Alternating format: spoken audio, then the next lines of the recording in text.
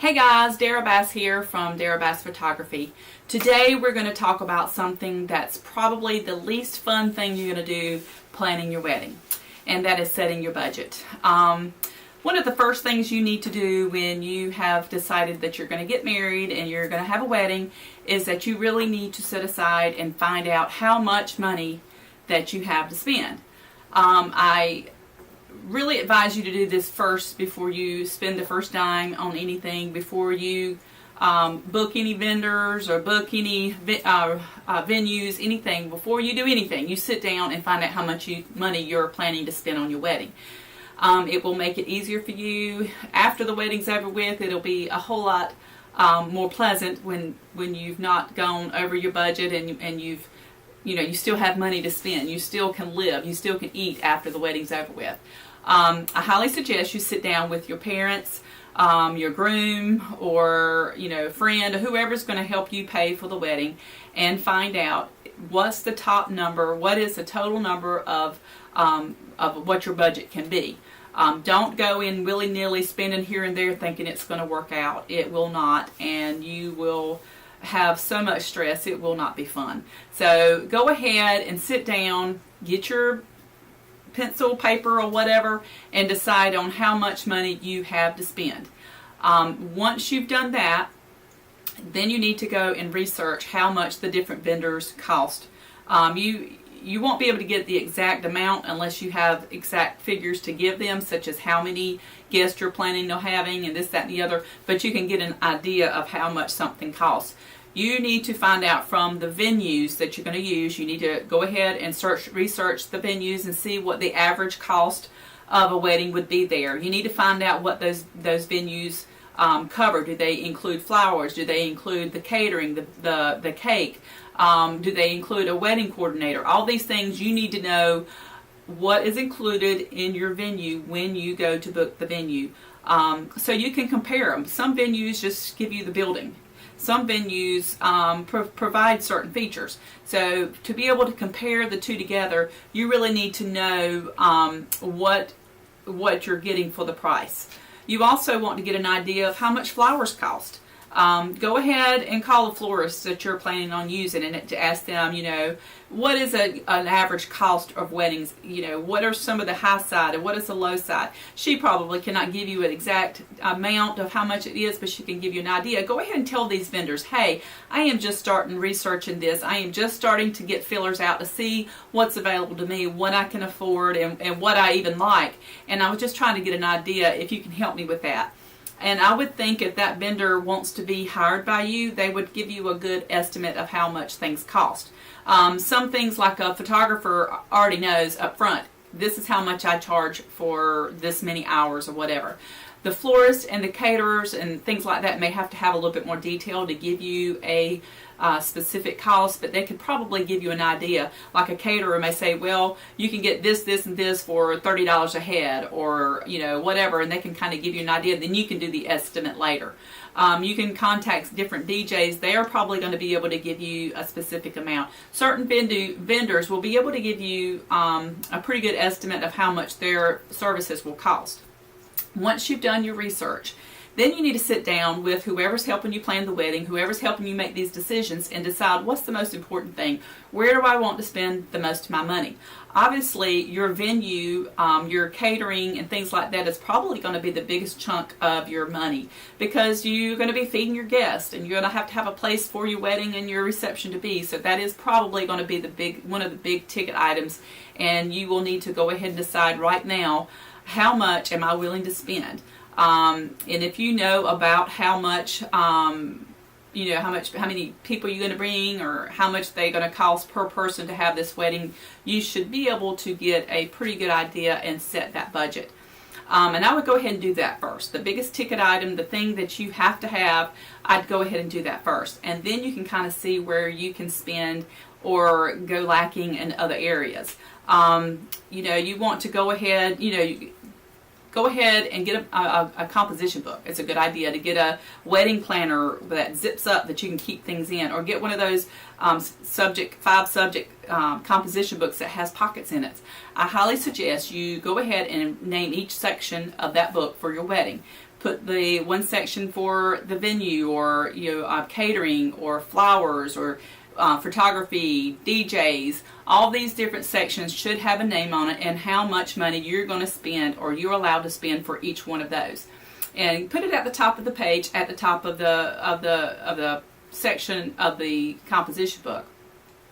Every time you write a check to that particular vendor, put the date you wrote it, how much it was, and exactly what you were paying for, whether it was the down payment or whether it was a payment, or you were paying for corsages, or you were paying for the bridal bouquet.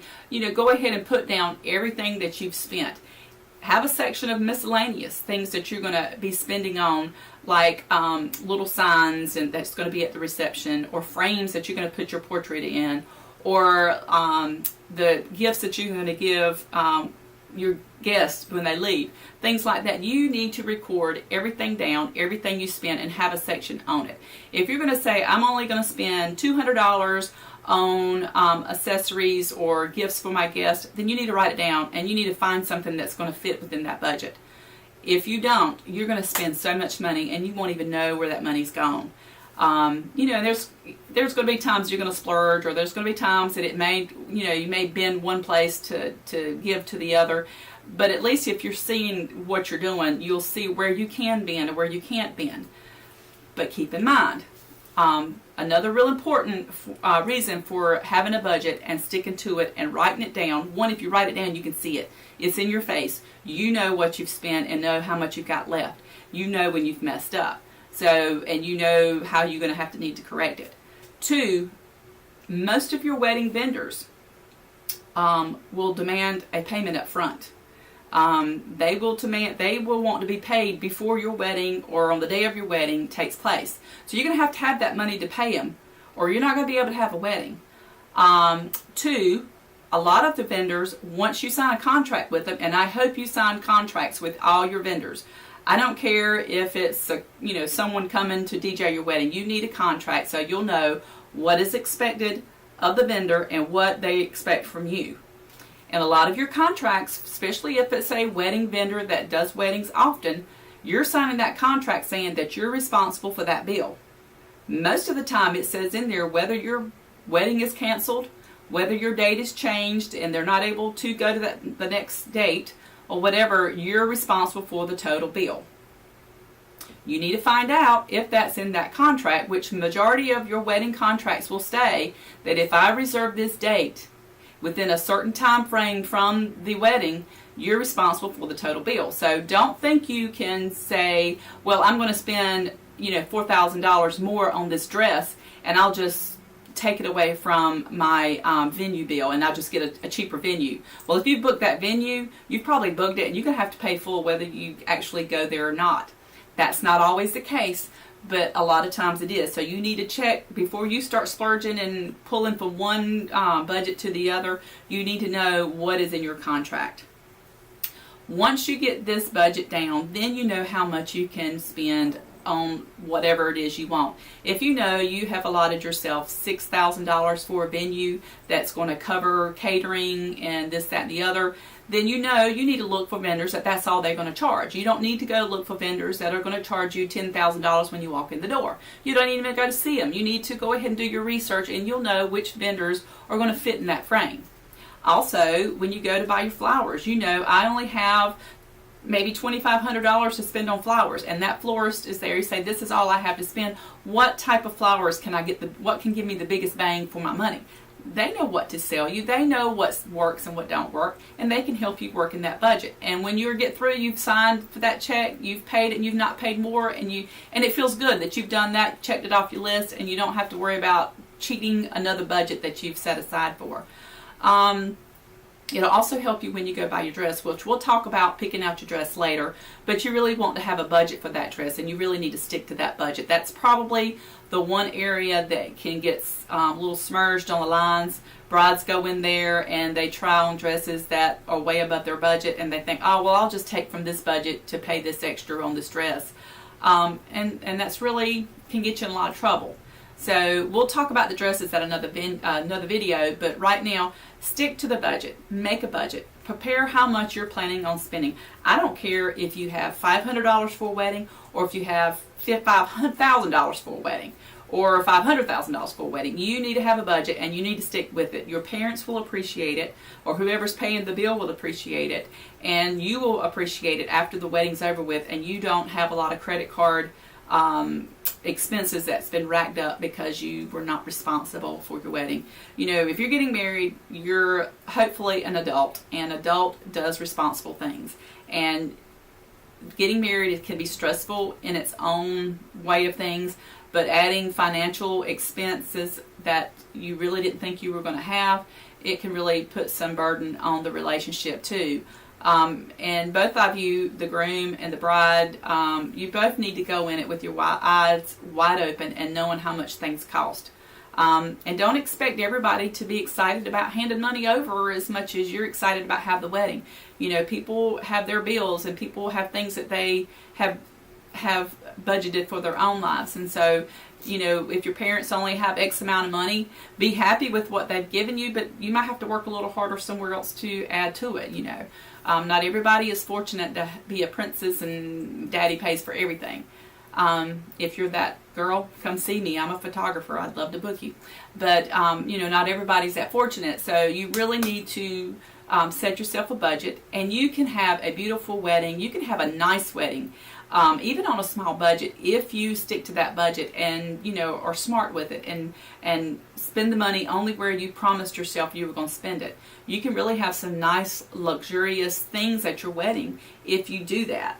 But if you go and spend a little bit here and not really keep an account of it, all of a sudden that money's gone. I do recommend, if you're a parent or whoever's giving you the money to help you, if they can give you that money and you put it in the bank and only draw from that money when you're paying these vendors out, that will help you to keep up with your money too. If you're just writing checks out of your personal account, it's kind of hard unless you do strict accounting in that wedding planner what you've spent your money on. However you do it, you know, as long as you do it consistently and you keep up with it, I think you will feel better about it. It'll just be a sigh of relief when everything's over with. You've gone on your honeymoon, you've come back, and you don't have to worry about those bills. You know, the wedding's over with, and then it's not going to be so fun paying it back. But if you go ahead and stick to your plan, I think you will have a enjoyable wedding, and the wedding planning won't be as stressful because you know you have the money to pay for it. Thank you for listening. Hopefully I'll have a video soon. Subscribe at the button below. I'll have a video out soon. I'm trying to do one about every week, something that has to do with planning the wedding, so stay tuned. Share it. Let people know it's out there. And again, I am a wedding photographer in Kinston, North Carolina. If you're interested in wedding photography, if you're interested in hiring me for a wedding, contact me. My email should be below. Thank you.